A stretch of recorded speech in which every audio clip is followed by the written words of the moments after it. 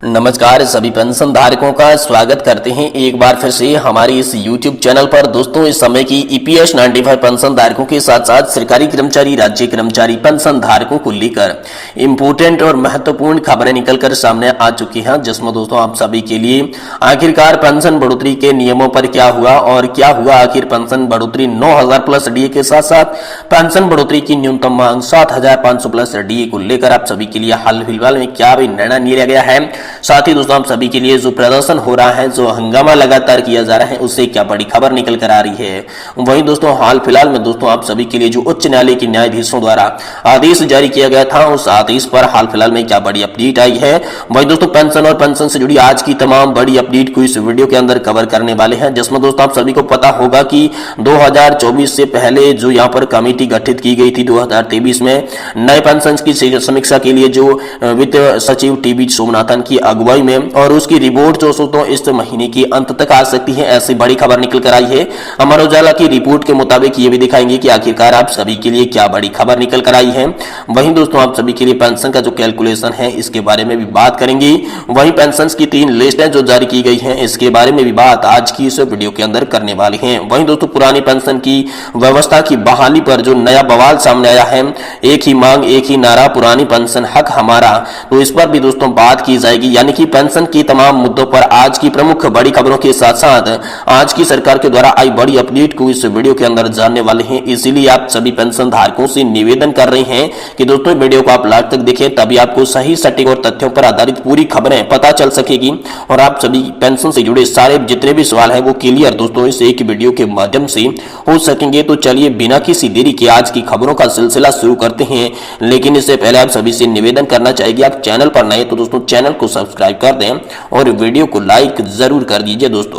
दोस्तों हाल ही में आप सभी के लिए एक बड़ा अपडेट आया था, जिसमें कहा यह जा रहा था कि आप सभी की पेंशन 7,500 प्लस DA के साथ साथ फ्री मेडिकल को लेकर सहमति बन सकती है। इसी को लेकर बड़ी खबर हाल फिलहाल में आप सभी के लिए सामने आ चुकी है। जी हाँ दोस्तों, यहाँ पर बजट से पहले संपूर्ण बजट पर जो चर्चा हो रही थी, बजट प्रारूप तैयार करने को लेकर जो चर्चा हुई थी, जिसमें दोस्तों अहम भूमिका यहाँ पर जो निभाई थी श्रम और रोजगार मंत्रालय के मंत्री यहाँ पर भूपेंद्र यादव की अहम रोल यहाँ पर अहम भूमिका रही थी। जिसमें दोस्तों हाल ही में सामने आई NSE राष्ट्रीय संघर्ष समिति को दिए गए आश्वासन के बावजूद यहाँ पर जो है श्रम मंत्री ने एक बड़ा कदम दोस्तों पेंशन धारकों के लिए उठाया है, जिसमें श्रम मंत्री ने पेंशन बढ़ोतरी की मांग 7,500 प्लस DA के साथ साथ फ्री मेडिकल की सुविधा को लेकर एक बड़ा प्रस्ताव वित्त मंत्रालय को भेज दिया गया है। यानी कि ये अंतरिम बजट से पहले बड़ा प्रस्ताव आप सभी पेंशन धारकों के लिए माना जा रहा है, जिसमें आप सभी की पेंशन बढ़ोतरी 7,500 और फ्री मेडिकल की बड़ी सिफारिश की गई है। लेकिन दोस्तों वित्त मंत्रालय में तमाम जो प्रस्ताव भेजा गया है, इस पर चर्चा की जाएगी, लेकिन इसके बाद क्या फैसला होगा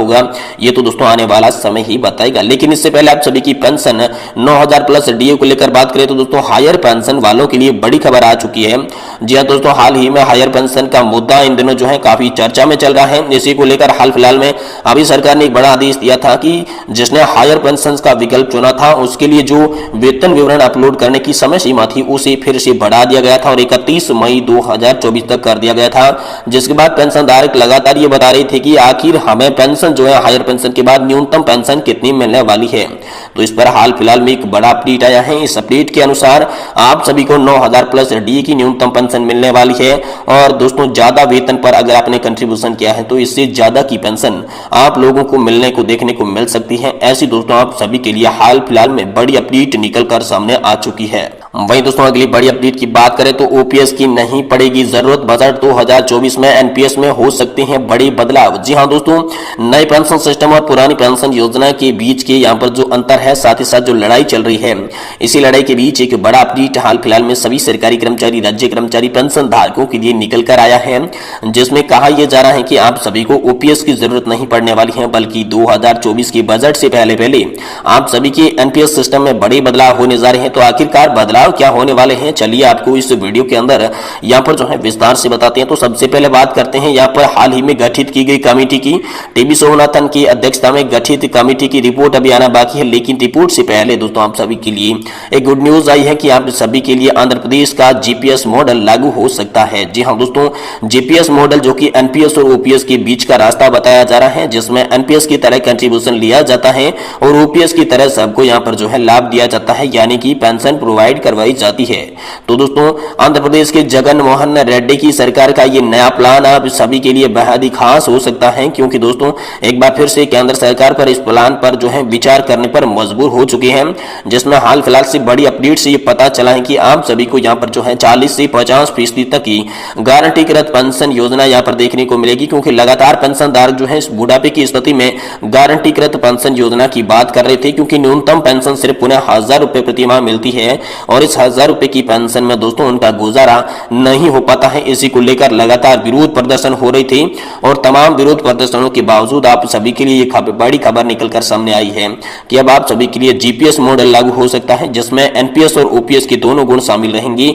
जिसमें आपको कंट्रीब्यूशन भी देना होगा और लाभ दोस्तों जो है वो आपको पुरानी पेंशन योजना यानी कि ओपीएस की तरह देखने को मिलेंगे। ये बड़ी खबर हाल फिलहाल में आप सभी के लिए आई है, लेकिन इस पर दोस्तों बात करें तो सरकार ने अभी तक कोई भी यहाँ पर जो है मोहर नहीं लगाई है। वहीं दोस्तों पुरानी पेंशन बहाली को लेकर आंदोलन जो है वो नहीं थमा है। शिक्षकों और कर्मचारियों ने आगे की रणनीति जो बना ली है कि किस तरीके से प्रदर्शन होगा, क्या रूपरेखा रहेगी, कैसे प्रदर्शन के माध्यम से हमारी पेंशन की जो मांगे हैं वो मंजूर करवाई जाएगी। तो चलिए आखिरकार क्या प्रदर्शन है पुरानी पेंशन बहाली को लेकर जो आंदोलन है, शिक्षकों और कर्मचारियों ने आगे की रणनीति क्या बनाई है, चलिए आपको रणनीति पूरी विस्तार से बताती है। देखिए दोस्तों पुरानी पेंशन बहाली को लेकर जो शिक्षक और कर्मचारी हैं वो आंदोलन कर रहे हैं, उनका आंदोलन थम नहीं रहा है। अटेवा पेंशन बचाओ मंच जनपद की बैठक यहाँ पर जो है समाप्त हो चुकी है। गोरखपुर विश्वविद्यालय स्थित पंत पार्क में हुई, जिसमें आगे की रणनीति दोस्तों आप सभी के लिए तैयार की गई है। 25 जनवरी को मतदाता जागरूक अभियान के तहत जिला मुख्यालय पर धरना प्रदर्शन करके डीएम को ज्ञापन भी सौंपा जाएगा। इसको लेकर बड़ी खबर है।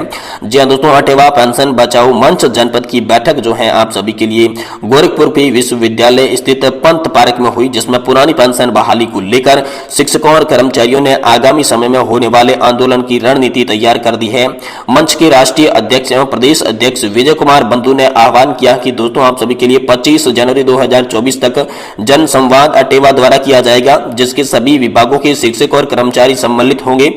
जिला महामंत्री ज्ञान प्रकाश सिंह ने कहा कि 25 जनवरी को मतदाता जागरूक अभियान के तहत जिला मुख्यालय पर धरना प्रदर्शन करके डीएम के नाम पर ज्ञापन भी सौंपा जाएगा। जिला उपाध्यक्ष राजकुमार एवं संतोष पाठक ने कहा कि 4 फरवरी को लखनऊ में रन फॉर ओपीएस दौड़ लखनऊ के अंबेडकर मैदान से गोमती नगर शहीद स्मारक तक किया जाएगा। बैठक की अध्यक्षता मंडलीय मंत्री अभिषेक गुप्त और संचालक जिला अध्यक्ष सुनील कुमार दुबे ने हाल फिलहाल में आप सभी के लिए की है। वहीं दोस्तों हाल ही में ईपीएस 95 पेंशन को लेकर हंगामा हो रहा है। ईपीएफओ के कार्यालयों के बाहर नेशनल एजुकेशन कमेटी के साथ साथ BSP x employees welfare association के बैनर के तले आप सभी के लिए बड़े प्रदर्शन हाल फिलहाल में किए जा रहे हैं, जिसमें न्यूनतम पेंशन 1000 रुपए से बढ़ाकर 7500 रुपए करने की मांग है। इसके साथ साथ दोस्तों आंदोलन में उन विषयों पर भी प्रकाश डाला गया है